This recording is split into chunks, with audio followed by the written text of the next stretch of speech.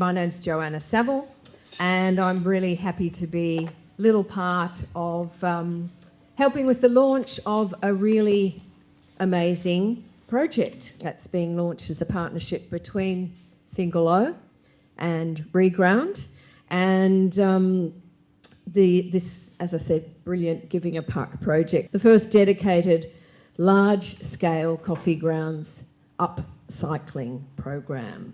And it came about as a bit of a meeting of the minds between Single O and Reground, and we're going to hear a bit more about that. And to do so, I'll just introduce from that end, we've got Mike Brabant, who is the CEO of Single O.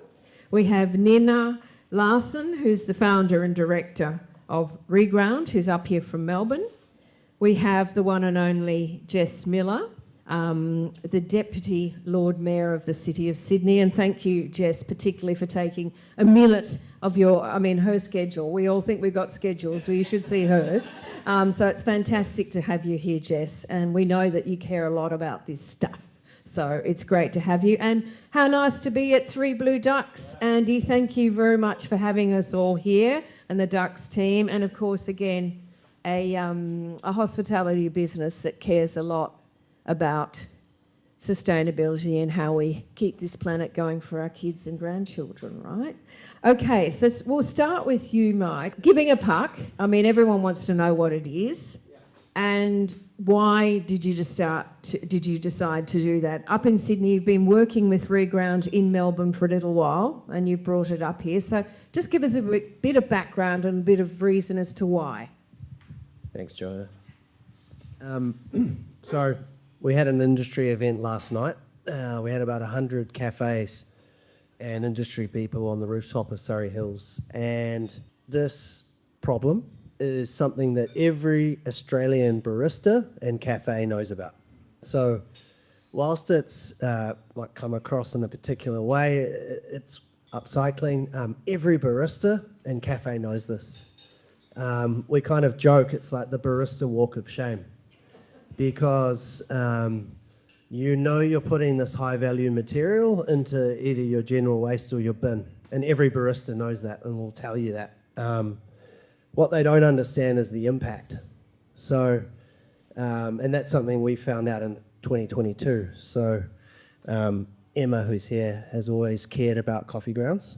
Since I started at Single O, she's been talking to me about the fact that we source and roast this product that's an agricultural product from a farmer, often in Kenya or Brazil, and take such care with it all the way until we extract the coffee out of it, and then it ends up in landfill.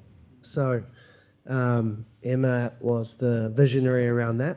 And then in 2021, we were doing our carbon emissions tracking of our whole business. So looking at what was taking the biggest impact in our business. And number one was coffee and the agriculture to grow coffee.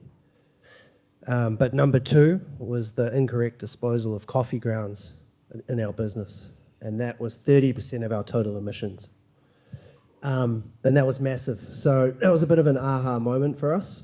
We didn't realize it was such a big issue. It's a big issue because in landfill it emits methane, which is 30 times worse than CO2. So, and 95% of it's going into landfill. And so we had to do something. So our first plan, probably not our best plan, was to buy a dump truck.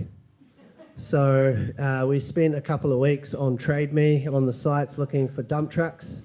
And then we worked out that spending $80,000 on a dump truck and starting a Worms on Wheels business probably wasn't the best approach for Single O. And we found Reground. We'd known about Reground, who started in 2014, for a long time, and watched them and wished they were in Sydney and reached out to them many times. But in 2023, we launched a Melbourne project, which was as part of our coffee service, picking up grounds and collection as part of our, kilo price and our proposition for our wholesale partners. So that was our first of its kind partnership. And then from there, we started scheming about how we could come to New South Wales. And with the help of the New South Wales EPA as well, we're here today. Brilliant. Yep. So Nina, you can all hear me enough. because she needs the mic, not me. Tell us about Reground, how it started. She was a barista, right, when you started. Give us the picture and where you've got to now. Yeah, all right. So Reground today is a social enterprise. We specialize in the collection of coffee and take it back to home gardeners and community gardens. I started Reground when I was working in the specialty coffee scene in Melbourne. I was a barista. I'd come to Australia from Denmark, and I was curious to learn about our waste practices here in Australia, because in Denmark at the time, in 2012, my parents' house in Copenhagen had 4 streams. So at the cafe I was working at, we had 2. I was learning about landfill, what happens in landfill. I knew by making coffee, putting it into the nut box, and then putting that nut box straight into landfill bin, the landfill bin, that actually I was contributing to the climate crisis. This was something that I was acutely aware of from Denmark, because that's a conversation we've been having for a long time in our schooling system. So I felt, there must be a better way to look after the coffee. And so I did research, connected with a lot of gardeners. And I bought a bin, a 120-litre wheelie bin. And I did a lot of research, spoke to operators, and figured out the model. And that model that we implemented in the cafe I worked at in 2014 is the same model we use today. And now we have a big community of more than 600 sites in Melbourne. And finally, we are ready to help the New South Wales community as well, both of cafes and also gardeners. Jess Miller, why is this stuff so important, and why are you here to support them today? The reason, the really, just out of context, the big scary fact is that by 2030 in New South Wales, we're going to be out of landfill sites. And the system as it currently stands is incredibly broken. We've known this for a long time. We've known this, it's so nice being back here with the ducks, because it was in 2012 when we initially did the first Grow It Local program, and it was all the way back then that we recognised this beautiful symbiotic relationship between urban farmers and waste. And a lot of the time, it's hard to have a conversation about waste because it's kind of boring. But if you can make it useful, and also, as Reground is doing, present it in a way that's easy, I think you can make a lot of inroads. And there's no silver bullet to the waste problem at the city. I can't even tell you how many layers of bureaucracy and legals and trucks and everything there are. It's so complicated. It's so expensive. There's levies. We try a lot, but ultimately it's these small interventions done in collaboration with community, with business, that are elegantly designed, that are going to get us out of this hole that we've found ourselves in.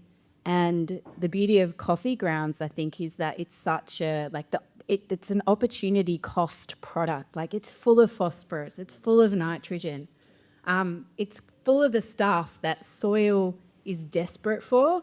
And we've got the city farm at just literally over there.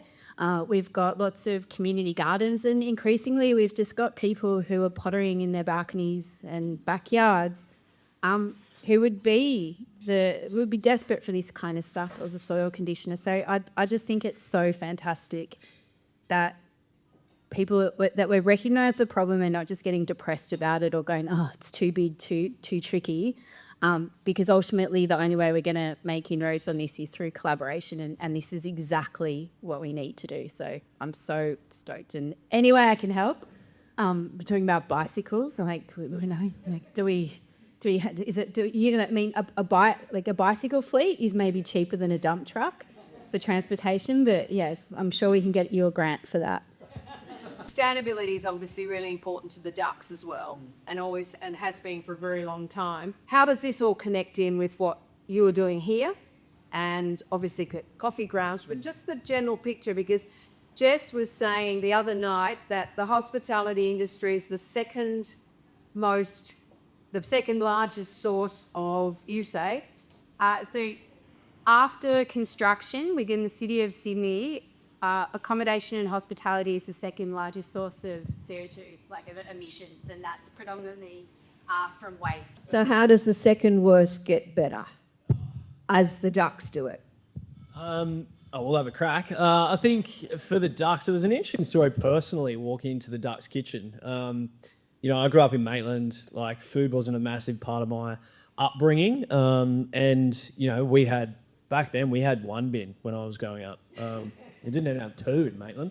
And then after Matt told me I would never win Masterchef, I proved him wrong, and I walked into the ducks kitchen for a bit of work experience, and I was like, "What is going on here?" Like, one because I was there. thank you, Matt.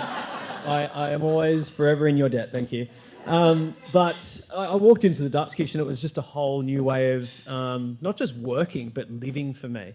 And I think the boys had set up something back in those days that was at that time quite revolutionary. I would say in a small seaside cafe in Bronte, they were just doing things a little bit different. Nowadays, it seems like everyone's caught up, and there's a lot of people doing great things. But I feel like the timing of this, we've been a part of the program down in Melbourne for the last couple of years now.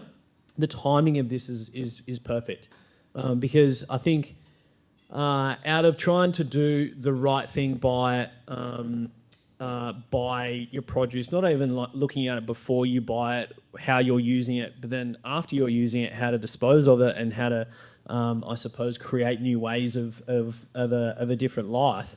I feel like as chefs, whether it's out of a necessity to have a better business, or you are caring about the environment, we're doing a better job than we were, a lot better job. So yeah, the timing is great. I mean, we've played around. My garden at home looks like a bloody coffee mine site. And that's what actually got me thinking about it, to be fair. Like, then I started to put it in the green bin. I'm like, I'm one dude. It's just my wife and I. And yet you see, just 12 pucks a week, something along those lines, go into our bin. Imagine that, like with all of the cafes. Like the ducks, we sell a shit ton of coffee. And that, the coffee grounds have gone so. We've tried to do our best. We've made soap, like coffee soap, sold about 10 bars.